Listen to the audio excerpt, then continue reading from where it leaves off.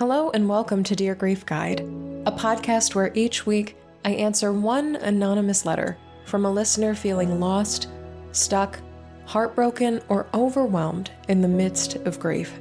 My name is Shelby Forsythia.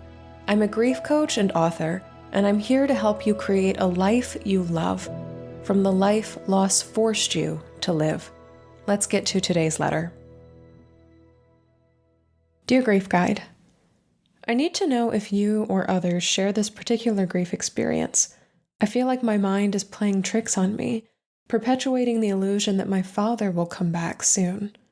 Despite the undeniable reality of his absence, I was with him when he died, I saw his body at the funeral, I watched his coffin get lowered into the grave.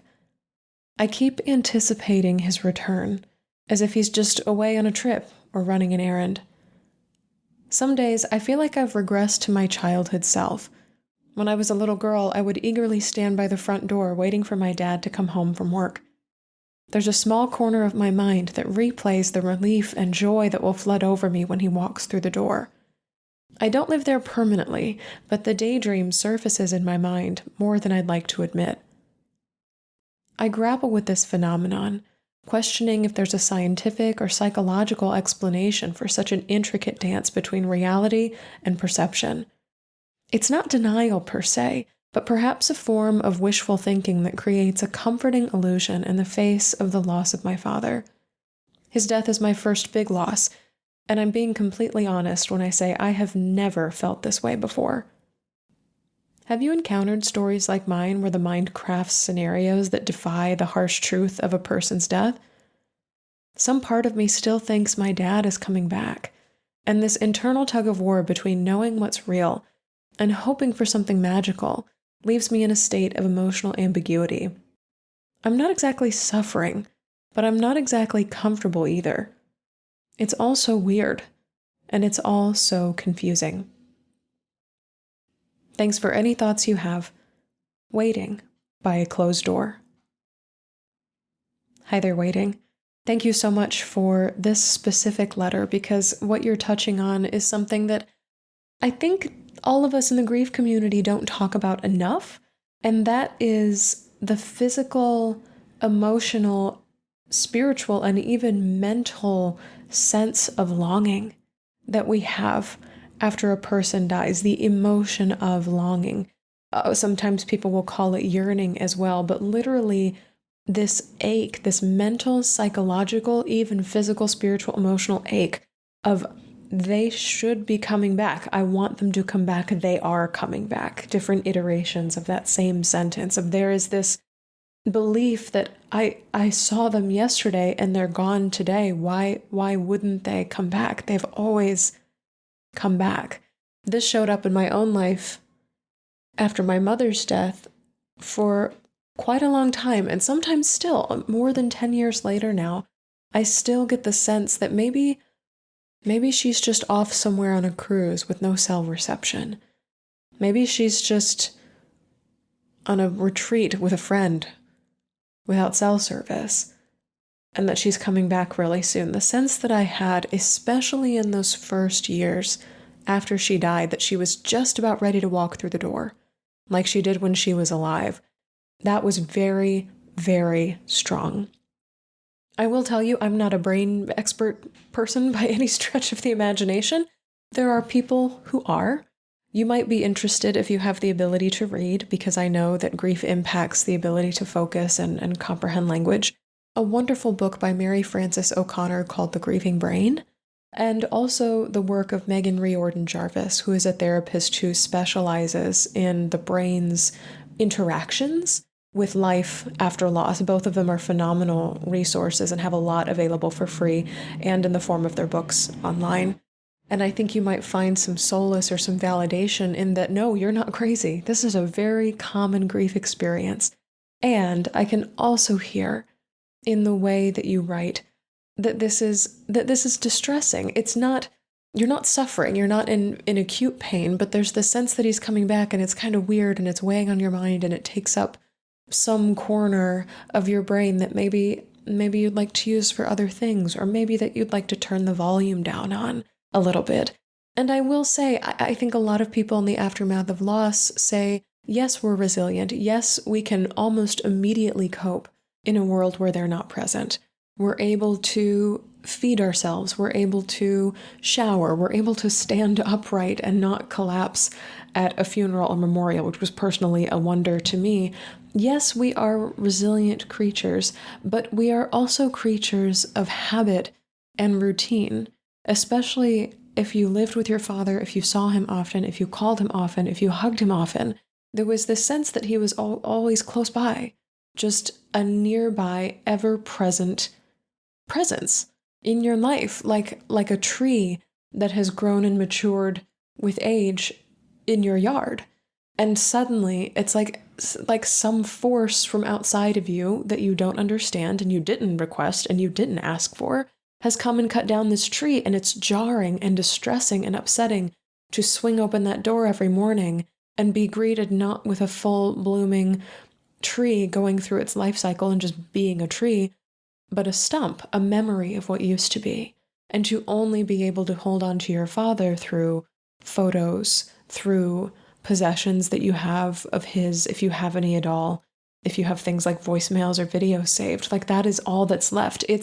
It's distressing for the brain, and it takes time for the brain to comprehend and adapt to this new reality. So yes, we are capable of doing things after loss, and yes, we have the ability to become resilient. A lot of grief professionals talk about post-traumatic growth, but also it takes a hot second to figure out how to live in a world where that thing, that person that was so present, that was so essential to your life, that was a cornerstone of how you operated in the world, is gone.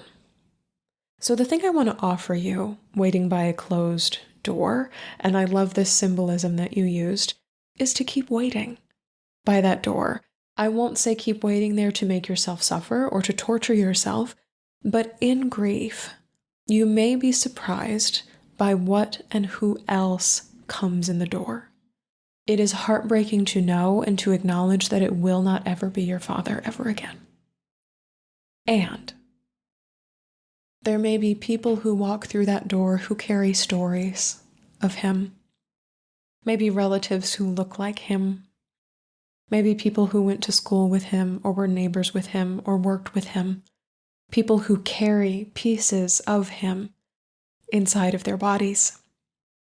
There may be other things that come through this door. In Life After Loss Academy, we talk about learning to see our loved ones through signs and symbols. There may be animals that remind you of your father, a gust of wind that carries a smell that reminds you of him, a song that plays.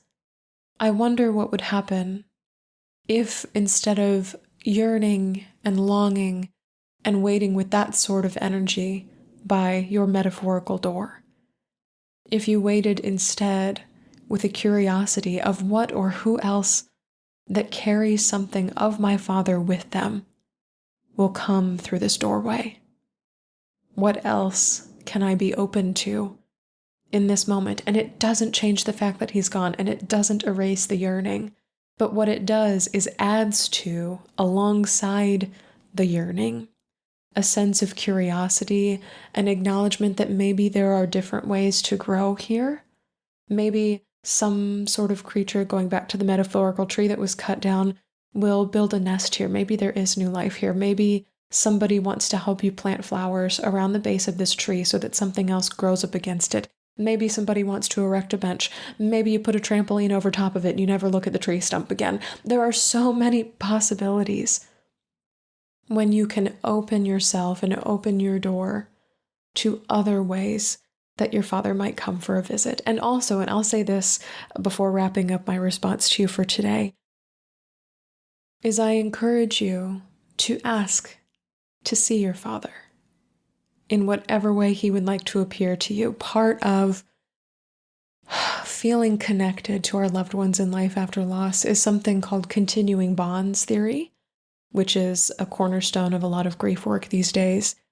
And something I do when I work with clients, both one-on-one and in Life After Loss Academy, is to tell them to ask for these signs, for these symbols, for these letters from people who knew your person, for these random photos that people post on social media. Ask to see them more often. And one way you can ask to see them more often is through dreams. And I think a lot of times in grief, we wait and we suffer and we expect these signs and symbols to come to us as if it is their responsibility to arrive. But sometimes, too, we forget that we have the power to ask for them to appear.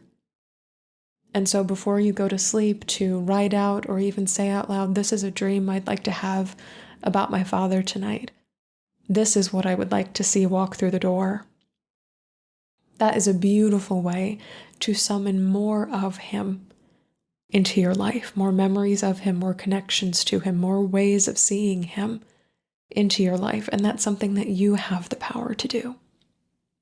I have so much faith in you, and know that you are not alone in waiting by that door. There are so many of us who are grieving, who are waiting by doors of our own, and softly opening them and getting curious about what else comes over that threshold. Good luck.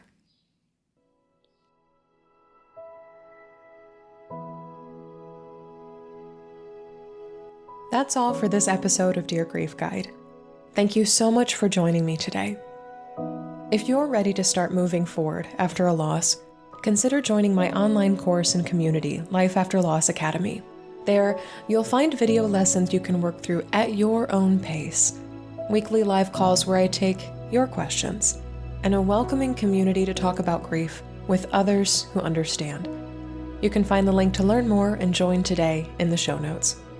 If this podcast helped you feel a little less alone in your grief, please subscribe and leave a review on Apple Podcasts, Spotify, or wherever you listen. And be sure to share Dear Grief Guide with a friend, because you never know what someone you love is going through. You can submit your anonymous letter for the show and find additional grief support at shelbyforsythia.com. Music for Dear Grief Guide is performed by Addie Goldstein. Editing by Ruth Spence of Synivia. Until next time, I see you. I'm so proud of you and the work that you're doing in the world.